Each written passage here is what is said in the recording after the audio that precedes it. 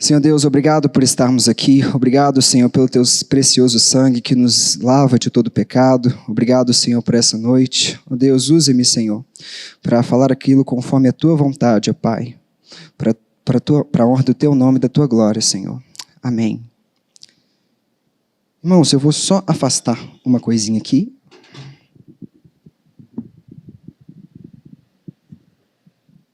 Bom, eu fui chamado, para a gente falar do nosso último dia, falando como começar o ano com fé direito.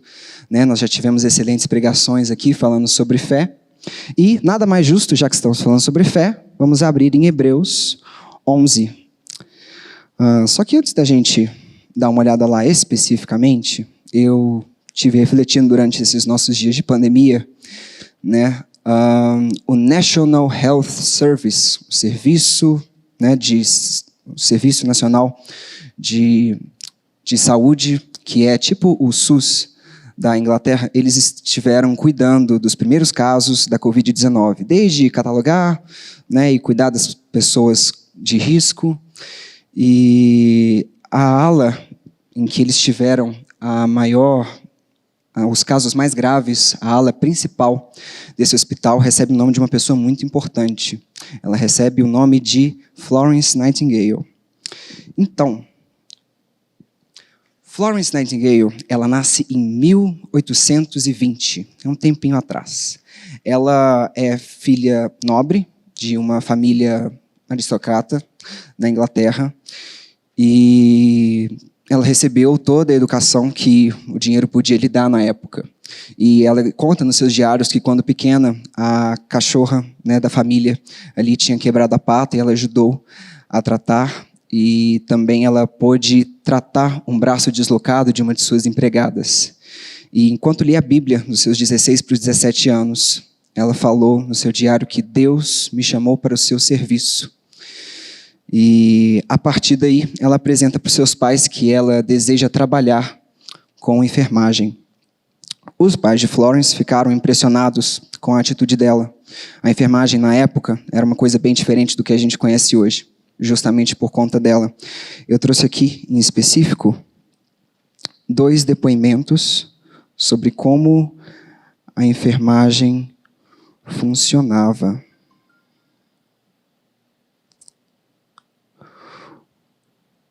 Um deles diz: antes de Florence Nightingale, a condição dos hospitais e da profissão de enfermagem estava degradada. Os hospitais militares eram sujos e superlotados. Os antissépticos eram completamente desconhecidos. Em outro de um relato de um soldado, mostrava aqui: as enfermeiras vinham de setores indesejáveis da sociedade e eram comumente consideradas vulgares, sem educação, impuras, notórias por sua embriaguez e imoralidade. Bom, pense você dedica a sua vida servindo.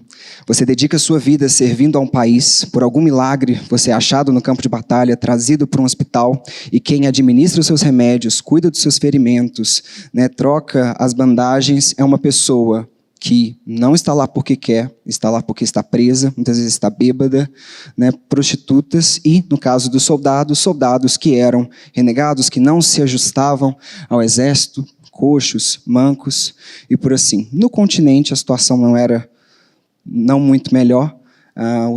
Os hospitais, eles tinham cuidado vindo muitas vezes das próprias igrejas. Então a cidade, ao invés de simplesmente prover um cuidado, simplesmente deixavam os moribundos, os mendigos, os bêbados e as pessoas feridas nas portas das igrejas. E a partir disso, muitos... a enfermagem, ela tinha um pouco dessa visão. Bom, os pais de Florence ficaram assustados, porque como é que uma menina vai simplesmente trabalhar com esse tipo de gente, com esse tipo de reputação? Os pais de Florence, então, usando todo o dinheiro e influência que eles tinham, lhe apresentaram tudo que o mundo tinha de oferecer. Levaram ela para Paris, Florença, Egito, várias outras partes da Inglaterra, apresentando o melhor das músicas, artes e entretenimentos. Entretanto, a Florence continuou o seu trabalho. A cada país que ela ia, ela reunia cada vez mais informações sobre enfermagem, saneamento básico e entendimento sobre doenças de diferentes países. Depois de insistência com seus pais e de atingir certa maioridade, ela consegue a liberação para trabalhar, né, como num estágio, com as diaconisas de Kaiserswerth. As diaconisas de Kaiserswerth é um grupo cristão que tinha começado na época, né, uma instituição luterana que simplesmente preparava mulheres missionárias para tratar de pessoas nos hospitais e lhe pregar os nomes de Cristo. Então, Florence, ela junta aquilo que ela aprendeu com a prática que as diaconisas de Kaiserswerth já conheciam. Bom, e Deus envia para ela uma oportunidade na Guerra da Crimeia. A Guerra da Crimeia começa em 1853 e Deus lhe abre a porta ali. Ela, assim que a guerra estoura, ela envia uma carta para o secretário da guerra falando: olha, eu me disponibilizo a ajudar com qualquer coisa que vocês puderem ajudar. Graças a Deus, Deus envia, né, uma pessoa para ser o secretário ali da guerra, que por acaso acaba se tornando amigo de Florence, e não só convida ela para ajudar na guerra, como a montar e chefiar um estudo, um grupo específico para cuidar de todos os hospitais militares naquela guerra. A partir dali, a Florence, ela se torna conhecida como a Dama da Lanterna, a mulher que ama os feridos de guerra com amor de mãe, que traz calma e tranquilidade para as pessoas em necessidade e que, pelas condições dos hospitais, carregava uma lanterna, né, para ir de cada paciente e também levava, né, a verdadeira luz para as pessoas que estavam lá. O trabalho dela foi gigantesco ali, trabalhando o tempo todo. Não, pode deixar.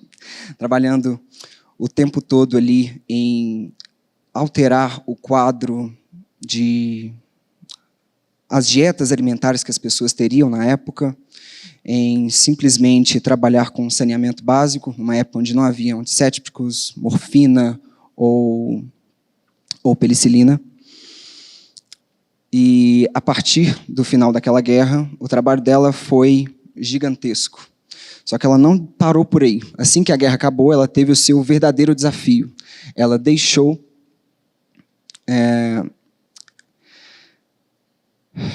um minutinho, gente, vai dar tudo certo.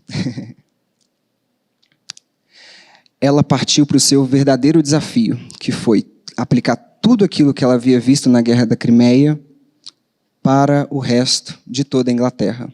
E aí começa o trabalho dela de viajar pelos hospitais, levantar campanhas para fazer com que o serviço da enfermagem pudesse ser reconhecido através da Europa e, quem sabe, do mundo. Ela, no seu trabalho, tanto ali na Crimeia, ela institucionalizou. Só um minutinho aqui.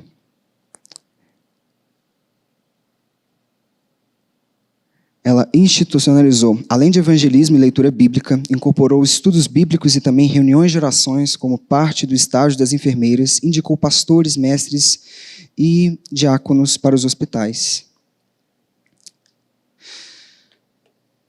Ela, além de fazer tudo isso, né, de todo esse esforço que ela teve, que custou quase a vida dela, um autor chamado Alvin Schmidt escreve: essa humilde e compassiva mulher, motivada por seu amor a Cristo, a ajudar os doentes e moribundos, elevou a arte da enfermagem a um nível jamais conhecido, de dignidade, honra e perícia médica. Hoje, milhares de escolas de enfermagem se ancoram em seus princípios. Ela alcançou o que alcançou por nunca ter duvidado de suas próprias palavras, em que diz: o reino dos céus está dentro de mim, mas também devemos trazê-los para fora. Bom, esse foi um pouco da vida dela. E um outro conterrâneo que eu gostaria de apresentar também, só que uma geração um pouco mais cedo, enquanto o Império Britânico fazia muito dinheiro com o comércio de escravos, havia um homem que vivia em luxos, fama e toda a riqueza que uma família nobre também podia oferecer. O nome desse homem é William Wilberforce. William Wilberforce, ele era praticamente só isso, né? Um político que advogava em causa própria. Disso a gente já até conhece um pouco. Em 1780, ele vê um novo desafio na carreira pública, né? Ele entra para o Parlamento Britânico e trabalha só para si mesmo, segundo seus relatos. 5 anos mais tarde, enquanto viajava pela Europa, 5 anos mais tarde, enquanto viajava pela Europa, ele entrega a sua vida para Cristo. Ele fica tão impressionado com a nova vida que é proposta para ele, que ele, de uma vez, já quer desistir de tudo e virar pastor. Entretanto, John Newton, um ex-capitão de navio negreiro, implora para que ele usasse o trabalho dele para o serviço na glória de Deus. Então, depois de alguns meses, ele recebe uma carta para dar início ao movimento de abolição da escravatura. Bom, ele escreve em seu diário. O Deus Todo-Poderoso tem colocado sobre mim grandes objetivos, 2 objetivos: a supressão do comércio escravocrata e a reforma dos costumes. Ele e um dos seus amigos, Thomas Clarkson, outro cristão, também conhecido pelo abolicionismo, colocaram ações legislativas para impedir o comércio escravocrata. Em 1789, 1791, 1792, 1793, 1797, 1798, 1799, 1804 e 1805. Todas essas vezes falhadas, negadas. Nenhuma delas simplesmente deu certo. Em sua vida pública, os opositores de Wilberforce se tornavam cada vez mais fortes e cada vez mais ferrenhos. Um amigo de Wilberforce escreveu para ele que, do jeito que as coisas iam, Wilberforce ia simplesmente ser carbonizado, ser feito como churrasco para os comerciantes escravocratas, e essa carne seria comida pelos capitães nas naus. Pois bem, em 1807, finalmente é acabada o comércio de escravos. É uma grande vitória para a Inglaterra, é uma grande vitória para o cristianismo, mas a abolição como um todo ainda não havia acabado e o Wilberforce não desistiria de maneira nenhuma. Entretanto, o Wilberforce ele viu que o esforço que se tem para mudar as leis de um povo não se compara ao esforço de se mudar as leis do coração de um povo. Ele via que se ele simplesmente baixasse uma nota e acabasse a escravidão no papel, ela em alguns anos simplesmente retornaria, porque o coração do povo ainda não estava mudado à maneira de Cristo. Então, ele se retira da vida pública, depois da aprovação dessa lei, e passa a trabalhar na reforma dos costumes, que era outra coisa que Deus havia colocado no seu coração. Ele e o grupo que lhe havia enviado a carta para começar a trabalhar no movimento abolicionista se chamava o Grupo de Clapham. O Grupo de Clapham era um grupo de cristãos, de igrejas diferentes, de denominações diferentes, que simplesmente se reunia para estudar a Bíblia, orar, conversar sobre como o cristianismo deveria ser vivido na Inglaterra. E eram pessoas que simplesmente discutiam como a vida em Cristo deveria ser. Quase uma igreja-casa, alguma coisa assim. E juntos, o grupo de Clapham fez algumas coisas que foram bastante importantes para a Inglaterra.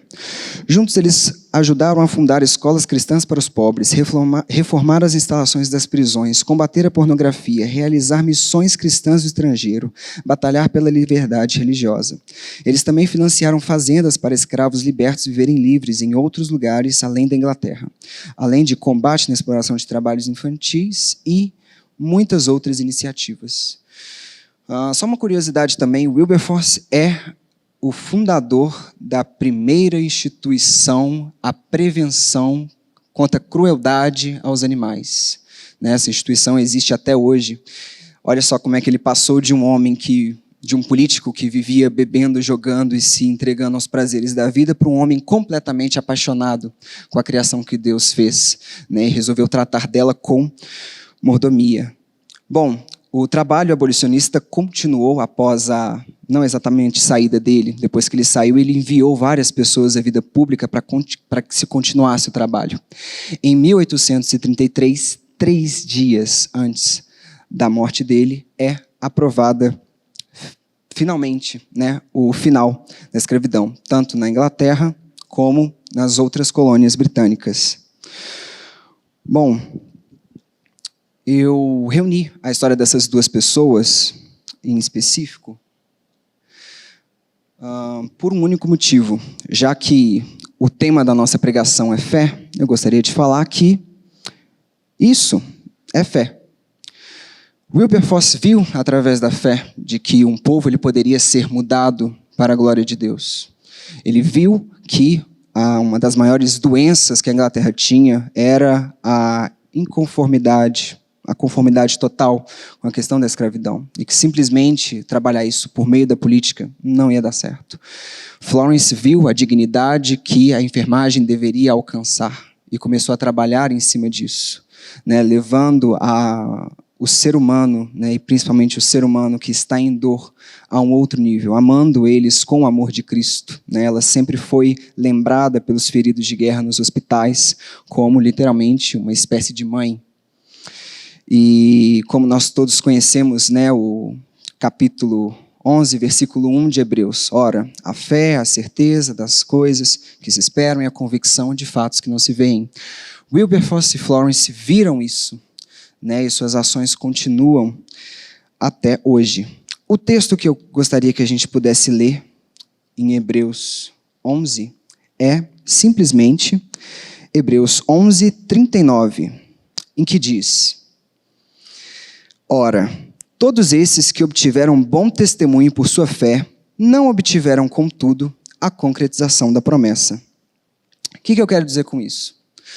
Florence não viu vários hospitais serem feitos em homenagem a ela. Florence não viu o Hospital St. Thomas, o da primeira foto, se tornar o principal hospital hoje da Inglaterra.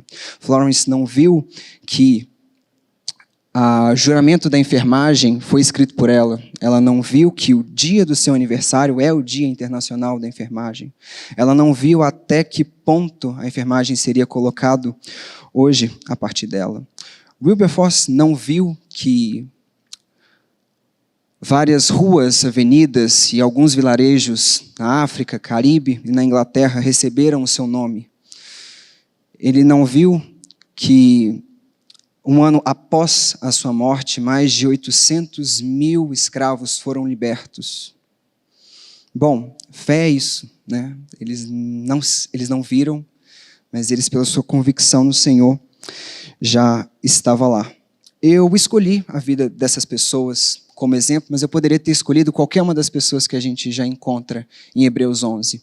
Abraão não viu a promessa ser cumprida sobre ele não viu a descendência dele ser numerosa como as estrelas.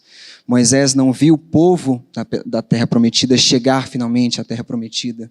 Davi, o rei da maior e da melhor época, que o povo mais distinto que já passou pela terra, né, a maior expressão do povo de Israel, simplesmente não viu Deus sendo adorado da maneira que ele gostaria de ser adorado, que era através do templo.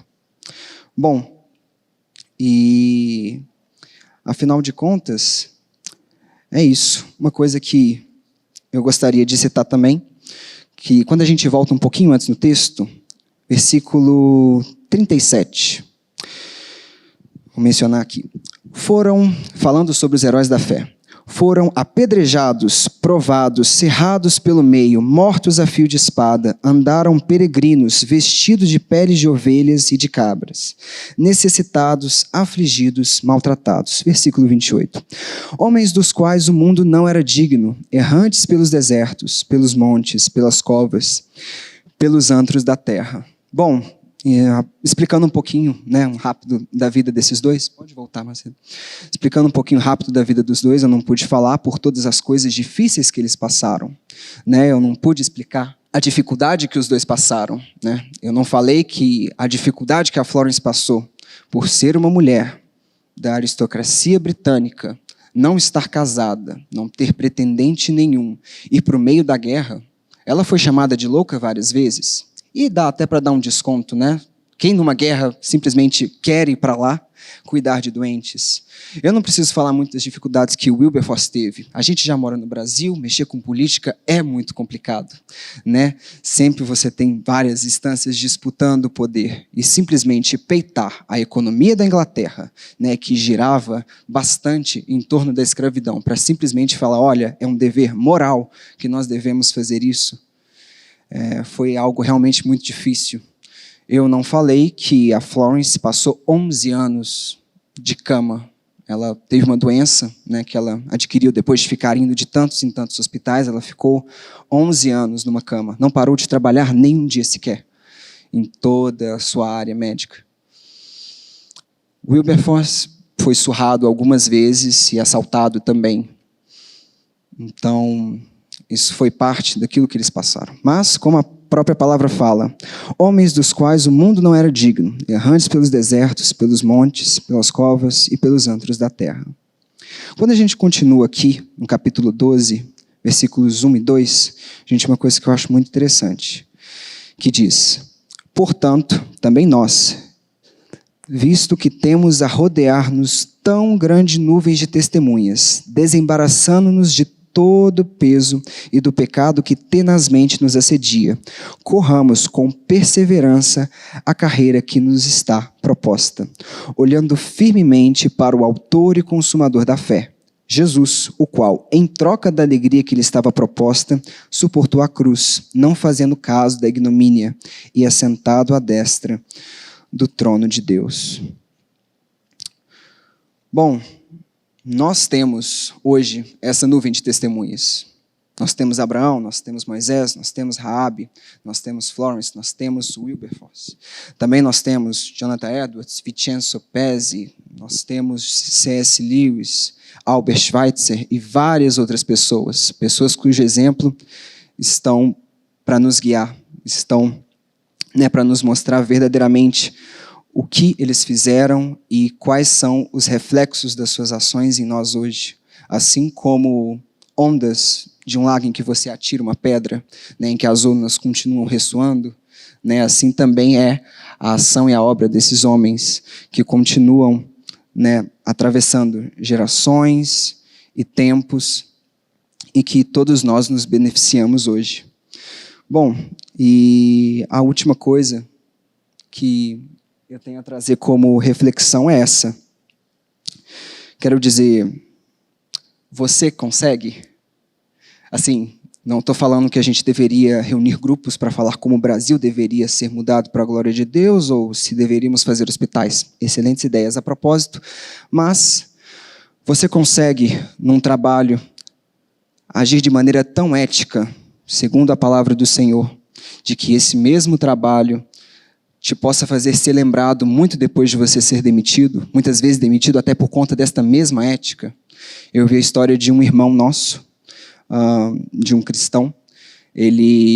O chefe dele pediu para que ele mentisse numa reunião de trabalho e ele, como um verdadeiro cristão, fala: olha, eu não minto. O chefe dele peitou ele e falou: não, como assim? Você vai fazer isso sim, eu te exijo fazer isso. E ele se virou para o chefe e falou: olha, se eu minto por você, eu um dia vou acabar mentindo para você. Então, ele teve de se arriscar o seu trabalho e o seu sustento simplesmente por aquilo que ele conhecia da palavra. Você, por acaso, foi chamado para cursar um curso que é impopular, não dá tanto dinheiro, não dá tanto prestígio, ninguém bate nas suas costas e fala: olha, você tem um grande futuro pela frente, mas fazendo isso com a convicção de que Deus te chamou para isso e te quer nesse curso, de maneira que daqui a alguns anos pessoas venham colher os frutos daquilo que você fez, mesmo ainda de o curso já ter terminado e até mesmo você já ter ido embora. Eu sei que estamos num culto de jovens, mas se a carreira que te está proposta, assim como fala no final aqui do versículo 1 do capítulo 12, é cuidar de um filho, né, ser um pai, ser uma mãe, você consegue fazer isso de tal maneira, sem ninguém te elogiando ou falando: nossa, como você é um grande pai, como você é uma grande mãe, fazendo isso de tal maneira, ensinando os seus filhos valores eternos para que eles cresçam, né, em vista da eternidade.